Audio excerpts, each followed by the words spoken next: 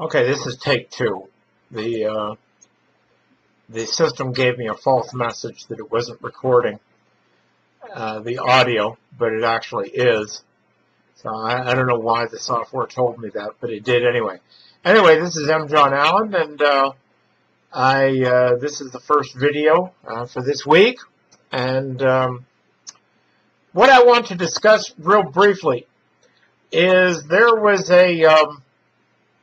something going on in the internet in the last week, and it's kind of bizarre. There is a rumor circulating that Putin is an immortal. And the article was showing pictures of Putin, or somebody that looked like Putin, supposedly from 1910. Another picture of him that looked like it was from like 1942. And another picture of him that looked like, of course, the current picture. And there was also an old picture. It didn't really say what that was. And there were a couple more back from further back in history. And the rumor seems to be that Putin is an immortal. And I would just like to address that because most people will reject that rumor right out of hand and won't even give it a second thought. Okay? Now, the interesting thing is that, now there's not very many, but immortals do actually exist. Now, there aren't too many of them. They're very rare, and they don't generally identify themselves. You know, they don't really want to be known to the public as immortals, because then that would violate their privacy, and they value their privacy. And of course, just like in some of the movies and TV shows, they have to change their identity like every 30 years or so. They have to fake their death and then appear somewhere else with a totally different identity. And this is one way that they aren't found out. Now, of course, some immortals are millionaires or billionaires because they've had lifetimes to accumulate their fortunes. And so it isn't quite as ridiculous as it sounds. In fact, I know two ways to become an immortal. Now, let me clarify here. When I use the word immortal, I don't mean literally immortal. What I mean is just extremely long-lived. Like somebody who lives like 1,000 years or 2,000 years or even longer. And of course, there are historical records of people living extremely long lives, including in ancient Egypt. The further back you go, the longer the lives of the kings were, because they have the ages on the king's list. And so a lot of people criticize the Old Testament of the Bible for claiming long lives for some of their characters, like Noah and Adam, and Methuselah lived almost 1,000 years, and blah, blah, blah, blah, blah. And, you know, a lot of the modern idea is that this is impossible. Well, there are Tibetan monks, for instance, that you're still considered young at 400 years old. Okay, so you just wonder what somebody who's really old, how old they would be. Okay? Now, medical science proves that there is no reason the human body cannot last at least 1,000 years, and it should be able to perpetuate itself indefinitely, but in most people it does not. It does not do this. Okay?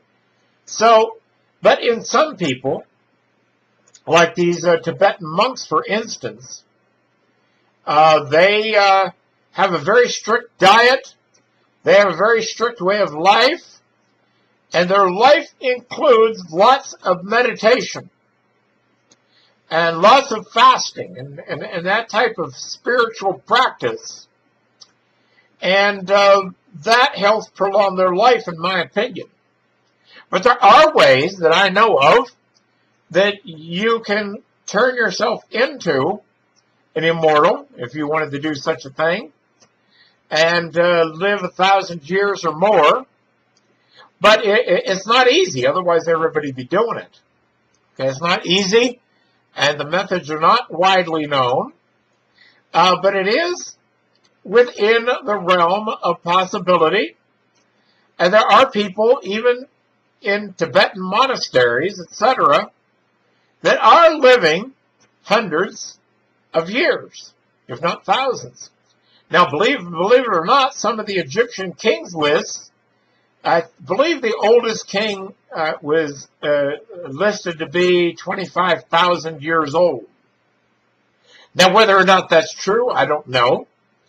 Now, of course, modern scientists just laugh that off as if it's some kind of joke. But it's not a joke, my friends, because those people back then knew something that modern man basically has forgotten. And because modern man has forgotten it, then our lives today are short. Our lives today, it's actually more complicated than that, but that's all I'm going to discuss in this brief video. Now, what I want to tell you is I have a podcast that I recorded, I think about 2 or 3 years ago. And this is a very good podcast. It is about the supernatural, the paranoia, and extraordinary beings, and covers topics like this. For example, do vampires really exist? Do immortals really exist? What about, you just name it. Now, this video, or this audio, this podcast, answers all of those questions that you have had. What are ghosts, for instance? Do you understand what ghosts are? Are there really ghosts? Or is that just an old wives' tale? Is that just some story? Okay? Now, I will tell you that most of the so-called ghost sightings, etc., are no such thing. Most of the hauntings are not really hauntings; they're something else. But there are a few that are legitimate. Now, do you know how to tell the difference between a legitimate haunting and another kind of event or phenomena that is often confused with a haunting? Well, this podcast explains that all for you. So you can find this podcast at our website at successquest.info. That's successquest.info. And just go to our podcast page, and then go to the Mind Mechanics series. And from there, you have to get on the player. You can either go to the player, or you can go to our program page at TalkShoe, because you just click on the lower link on the podcast, and it will take you to the podcast page on TalkShoe, from where you can listen or download all of our episodes. All of our episodes. And I'll tell you, there is really good stuff in those podcasts. So I recommend it highly that you check those podcasts out and that you listen. And so, therefore, my friends, to give you my answer, I'm pretty certain that Putin is not an immortal.